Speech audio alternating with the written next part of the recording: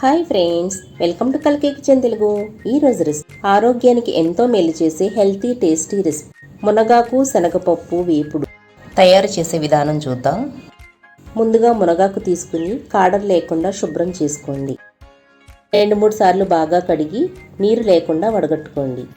గంట ముందు నానబెట్టుకున్న శనగపప్పుని 90% ఉడకబెట్టుకుని పక్కన పెట్టుకోండి. ఒక కడాయిలో 2 టేబుల్ స్పూన్ల నూనె వేసి శనగపప్పు, మినపప్పు, ఆవాలు, జీలకర్ర, ఎండుమిర్చి, వెల్లుల్లి, ఒక పెద్ద సైజు ఉల్లి ముక్కల్ని కూడా వేసుకుని లైట్ గోల్డెన్ బ్రౌన్ కలర్ అయ్యేంత వరకు వేయించుకోండి.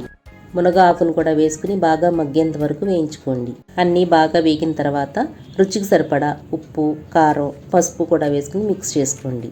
ఉడకబెట్టి పెట్టుకున్న శనగపప్పును కూడా వేసి అన్నీ బాగా మిక్స్ అయ్యేలాగా కలపండి. మూత పెట్టి 2 మినిట్స్ మగ్గనిస్తే సరిపోతుంది. 1 టేబుల్ స్పూన్ పప్పుల పొడిని వేసుకోండి. ఈ పప్పుల పౌడర్ ఎట్లా తయారు చేయాలనేది stuffed bitter gourd masala curry రెసిపీలో దొరుకుతుంది, చూడండి. కల్కి కిచెన్ తెలుగుకి please like, share and subscribe. Thanks for watching.